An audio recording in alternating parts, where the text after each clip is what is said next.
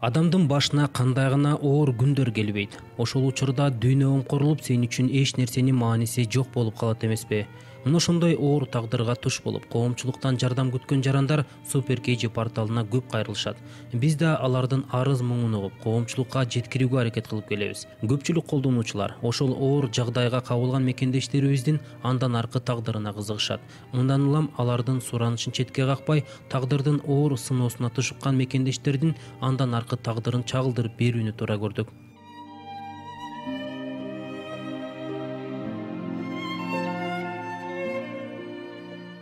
19 жаштагы Кубаныч Ногойбаев 2014-жылдын 25-октябрында Бишкектен Оштогу 20-24 аскер бөлүгүнүн Төөмоюн чек ара тозотуна өз ыктыяры менен кызмат өтөгөнү кеткен. Бирок арадан 3 ай өтпөй анын жансыз денеси кайтып келген. Мен укканда солдат жаман өлтүрүп коет, урат дегендерди угуп ушу барба. Жок дегенде кой ташка 5 күнгө калчы дегенбиз биз айылга. Кал десек болбой өзү суранып кетпеди ошол жака. Эмне үчүн ушу альтернатива төлөп коюп эле балаңды жибербей койбойсуңбу дейт. Бүт барыбыз эле ошентип атабыз дейт. Биз ошо неметели десек балам өсүп барып келем деп койбоду. Военный билетти керек. Өзү суранып кетип калган. Ошол ушундай ошол эки мен кайрылам. Атамбаев, Алмазбек Атамбаев. Ушу баламды немесин жазатсын. Жөнүндө бирөөгө акча берип сен мойнуңа ал ушул экени. Анан биз сени чыгарып кетебиз деген андай да болбосун. Анында мен чувствовать этем, если ушу баламдыкын жөнүнө калып эле бар да, бүт баары орду менен болсун. Жанагы судмедэксперт бальзамировать этип баламды ишти денесинде гоголасың. Невооруженным глазом заметно гоголасы бүт барчы, и ошону бальзамировать этип иштеги денесинде жок деген үчүн ошолорго уголовный дело ачылсын. Жана следовательге калп айтып бизди саат 2 чейин за нас водил. Балаңар табылбай атат деп, 8:30 эле табылыптыр. Ошонун баары бүт наказаниясын алсын. Ошондон бери небересин жоктоп көз жашы токтобогон Замирайым чыркыраган чындыкты таппай келет. Неберемдин өлүмүнө ким себепкер деген суроосу дале жоопсуз.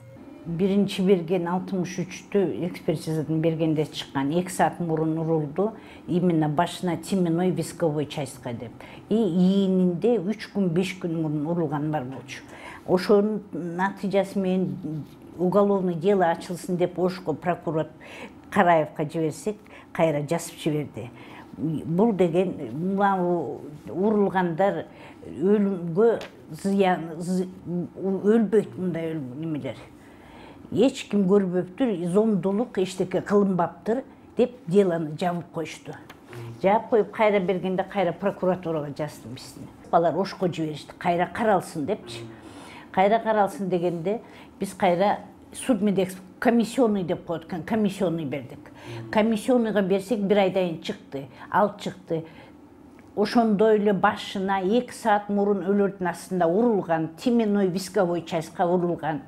Денесинде, ийининде тактар, эгинде тактардын баары 3 күн 5 күн аралыгында болуптур. Аны жиберсек кайра мына ошо эрекинин немесин ошентип урулган деп жазылып турса да кайра момундай токтом берип жиберишти. Момунча барак. Бул жерде эмне жомок жазышканбы, китеп жазышканбы? Ошону берип жиберип, яғни жазып.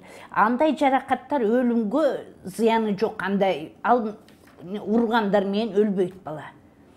Эч ким көрбөптүр, билбептир деп кайра делону жаап беришти. Жаап бергенде кайра комплексинге бердим.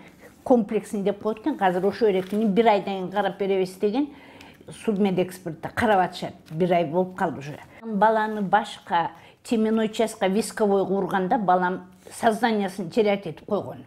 Анан алып туруп 2 километр жерге алып барып түн ичинде 11 январь күнү алып барып асып коюшкан. Өзүм бала караңгыда ошол жака жүгүрүп бармак беле 11 январь болчу. А 10 январь күнү кечинде сүйлөшкөн. Апа, ата паспортун берип жибергиле. Биометрический өтүшүм керек, командир требует деп. А 11 январь күнү асын өлүп калды дейт. Урулгандардын баарын жокко чыгарып атышат. Эчтеке жүрбөй атат. Ошо 25 октябрда келмек болчу балам 1 жыл болуп. Мына жок. 1 жыл болду. 25 октябрда кеткен. Барып солдатка барып келем, военный болом деп, азыр ошондой турбайбы? Солдатка барса өстүмө тишет.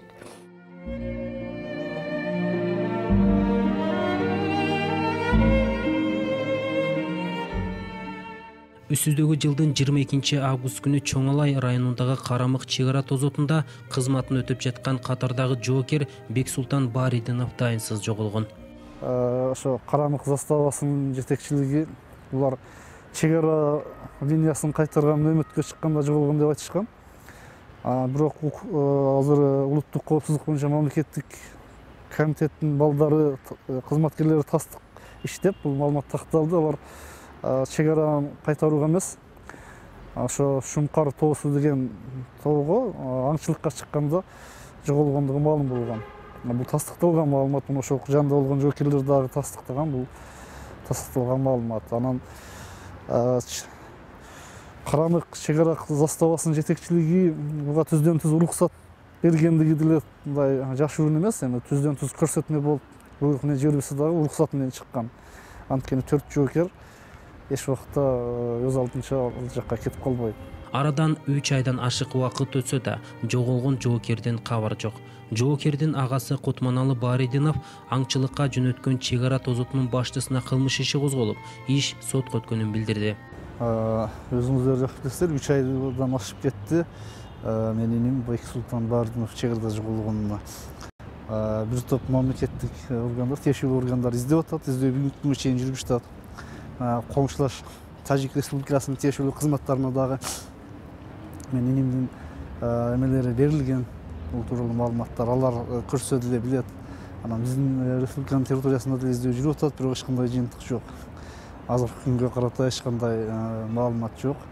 Ал эми чек арачылардын ошол күнү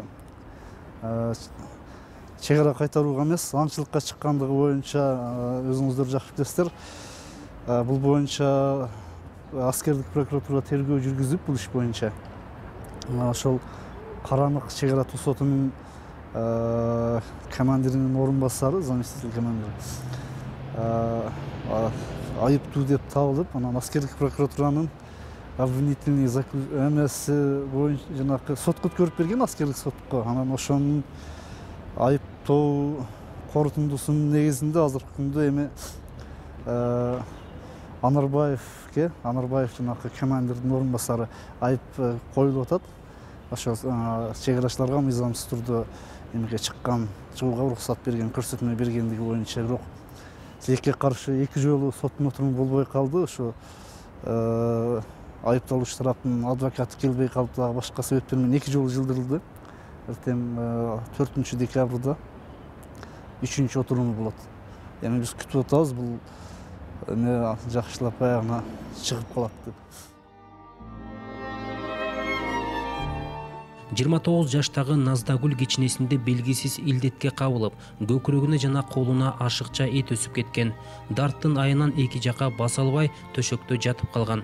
Биз барган учурда төшөктө жаткан Наздагүл ден соолуктун баркын ооруганда билет экенсиң деп оор үшкүрүнүп, арманын айткан эле.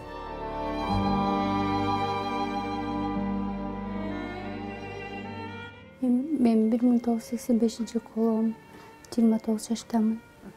Мектепте 10 класска чейин? Жок, 7 класска чейин окугам. Анан училищеде окудум. Анан колум ооруп, анан Бишкекке келүүгө туура келди. Училищеде кайсы тармакта окудуң? Шведияда окудум 1 жыл, анан окуй албай калдым, колум ооруп. Келечекте доктор болом деп кыялдым. Наздагүлдүн абалын билүү үчүн байланышка чыкканыбызда белгисиз илдетке туруштук бере албай, бул дүйнө менен кош айтышып кеткенин апасы айтты.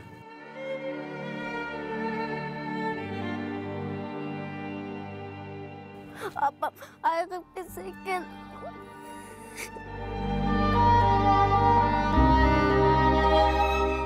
Ал эми төшөктөн тура албай жаткан Насихат Кемелова ден соолугунун начарлап кетишине Бишкек шаарындагы номер 2 төрөт үйүнүн дарыгерлерин күнөөлөгөн болчу. Биринчи частныйга бардым менчи. Барсам 12 000 сурады гармония. Роддомго барсам, роддом айтты, сен 12 000 аябай кымбат, кичинекей эле эт турбайбы? 40 мүнөттө 30 мүнөттө эле алып таштайбыз деп ушинтти. Келесиме ана эчтеке алган жок, албай туруп эле УЗИге түшүрүп туруп эле кичинекей эле эт экен, ошону эле алып таштайбыз да анан. Операцияга кирдим, ошондон кийин роддомдон мени 2 жолу операция кылышып, анан мототочинигимди тигип таштап, заара чыкпай денеме тепкенде анан урологияга барып анан бөйрөгүмдү ачыптыр да.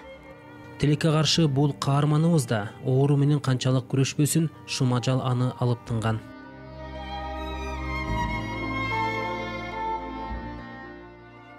Кече эле чуркап жүргөн 10 жаштагы Арген Аскарбеков учурда кыймылсыз, үн сөзү жок төшөктө жатат. Анын бул абалга туш болгонуна ата-эне дарыгерлерди күнөөлөп жатат. 3 айдан кийин анестезиологко барып сурасам, ачыгын айт деп бир досум бала, жолдош бала көз барып сурасак, айтты, балаңар удачный аппендис болуп бүткөн эле. Андан кийин хирург келип, баланын ичинде тампон калып калыптыр деп ачтырды. Ачса, оказывается, ичинде тампону жок, сыртта экен, медсестра сырттан таап калыптыр. Анестезиолог ошонун айынан балаңар ушул акыбалга келип калды, двойной наркоз берилип, двойной ачылды. Ойгон откан жеринен келип наркоз берген. Жиптерин кесип туруп ичин чукур. Удачный болгон экен негизи операциясы. Хирург болсо анестезиолог күнөөлүү дейт. Анестезиолог болсо хирург айткан болгон үчүн ушул балаңар ушул акыбалга келип калган дейт. Апа барбай эле коеюнчу, ичим оорубай калды десе, кой балам, ичиң ооруду эле көрсөтүп коеюн деп ээрчитип барса, анан аппендицит мына жарылат деп УЗИге барса бүгүн алдырып койгула деп ушинтип экен. Путу менен басып барган балабызды ушинтип бизге инвалид кылып тапшырып атат да. Арадан канча убакыт өтсө да күнөөлүүлөр тиешелүү жазасын албай, баласынын ден соолугу дале ошол бойдон экенин Саатбек Наралиев билдирди. Хирург болсо, мисалы комиссия түзүп, главврачты общий врачтар чакырып ушундай болуп калды. Мен не кылышым керек дедим да, совет кылыш керек экен да, бул эч кимге мындай айтпай туруп эле өз ыктыяры менен эле бул сразу действие эле автоматически. 2 жолу мындай операция кылыш үчүн дагы бул өзү жоопко тартылат экен да, мисалы хирург өзүчө лишний. Ушул себеби ушундай деп атат да. Азыр, короче, хирург качып кетип атат, миссияга барсам. Биз таппай атабыз, кармаганда да тыгалды, калпера ушинтип атат. Анан анестезиолог номерун берсем, бербейт. Мен чалсам алып атат, чорничка вирус коюшканда менин номерумчу. Эч ким салышпайт. Өткөн жылдын октябрь айында белгисиз адамдар 19 жаштагы Нурсултан аттуу жигитти 17 жолу бычак сайып өлтүрүшкөн. Бул кылмышка шектелип маркумдун бир тууган жездеси 1986 жылы туулган Шаршембек Садыбек уулу кармалган. Бул эле кайнысынын кан журтунан жамандык көргөн жок. Эмне себептен муну өлтүрүп таштады. Бул ошо келип тиги кызды өлтүргөнү келген го. Ана айла жок. Муну өлтүрүп таштап басып. Тигини да өлтүрмөк да, ошолар чыгып калбаса мен күнөкөнтен өлтүрүп салып кетип калдым. 2 жыл болду, 3 баласы менен катын баласын таштап кетти, ушул багып атканда. 3 баласы менен эжеси ушул багып аткан үчүн өлтүрүп таштады. Мен үйлөнгүчө өлбө деп эле акчы. Өзү өлүп жанды. Оператор айтты бизге 8 жолу сайыптыр деп. Андан кийин эртеси марктан 17 жолу сайдырып, 17 жолун тиктирдик да. Маркум Нурсултандын бир тууган эжесине байланышка чыкканыбызда ал мурунку жолдошу кылмышка шектүү Шаршембек Садыбек уулу 20 жылга кесилгенин айтты. Мындан 1 жыл мурун 29 жаштагы Наргиза Асаналиева боорун операция кылуу үчүн көп суммада акча керек экенин айтып, Супер KG порталына кайрылган. Көп баспа переживать эткенге да болбойт экен. Бир туугандарым алаксытып, жакшы сөздөрүн айтышып. Ыраазымын бир тууганым ата-энеме, бир туугандарыма.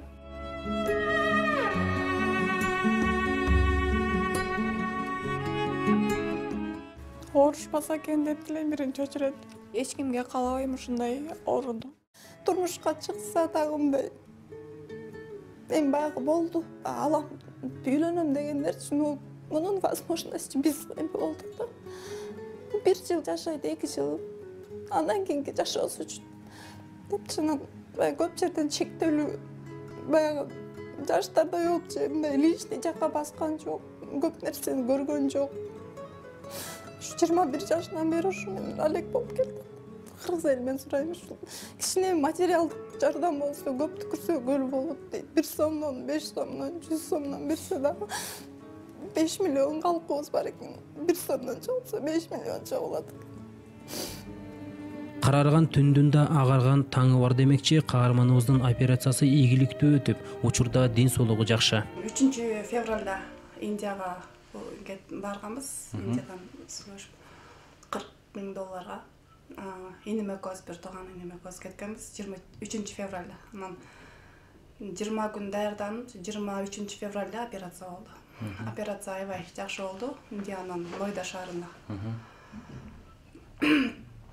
Аябай жакшы экен, удачный болуп, уже 18 күндөн кийин эле уже больницадан чыктым. Ошондо канча процентин кести боорубуз? Энемдин 70%-ин кести. Боору. Боору. Анан өзүндө 30% калды. Анан азыр уже келгенибизге 9 ай болду да.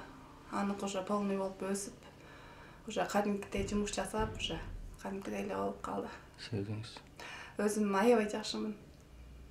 Уже ооруп жүргөнгө көнүп да калган экен. Уже азыр уже мурда болсо уктап, шалдырап, эчтекеге көңүлүм жок болуп, ушинтип жүрчүмүн. Азыр болсо вообще уйкум да келбейт. Кечке эле басып, баары эле мага кызык болуп эле ошо 5-6 жыл оору менен өттү да жылдар. Анан азыр уже вообще башкача да ишылса, жаңы жашоо баштагандай эле. Өзүмдү аябай жакшы сезип атам. Жакшы экен жумуш иштеп мындай. Ошондон чарчап, жумуш жасап үйдөн азыр пока. Ошо 1 жылдай иштеп, көп мындай элге кошулган, көпчүлүккө көп неме кылбат экен, анткени иммунитет слабый болот экен. Анан ошо азыр көпчүлүккө көп чыга элекмин мындай. Бирок мындай жакшы элемин да. Өзүмдү аябай эле жакшы сезип атам. Постоянно эле больница, постоянно анализ, бир пакет полный дары. Эч жака бара алчу эмесмин, даже машинага түшүп мынтип басып калсам буттарым шишип кетчү. Анан көбүнчө эле ошо жатканга үйдө жатчумун, телевизор көрүп эле. Ошо эч жака чыга албай эле эчтекени иштейт этип даже ойлончу эмесмин да, эчтекечи. Оюмда эчтеке жок, ышылса эле күн өтөт. Убактысы келип калганда, ошо күчөп бара баштаганда кайра больницага барчумун. 6 ай сайын жатып жүрдүм башында, 2-3 жыл. Андан кийин уже бат-баттан 3 ай сайын жатып калдым. Ошонун аякка жатканымда болсо ошондо айтты да, катып баратат. Сага жөнүнө жардам берип жүргөнбүз ушунча жылдан бери. Суперкедиден аябай эле жакшы жардам болду. Кыргызстандын ар бир, Кыргызстан эмес, вообще эле дүйнө жүзүндөгү кыргыздар жардам берип, Америкадан, Кореядан салышты, Москвадан көп салышты, Россиядан. Алматыдан салышты, ошо жардам аябай эле жакшы болду. Рахмат силерден. Жогоруда өзү күбө болгондой, оор тагдыр ээлеринин айрымдары жакшы жашоого багыт алса, айрымдары дале кайгыдан арыла албай жүрөт.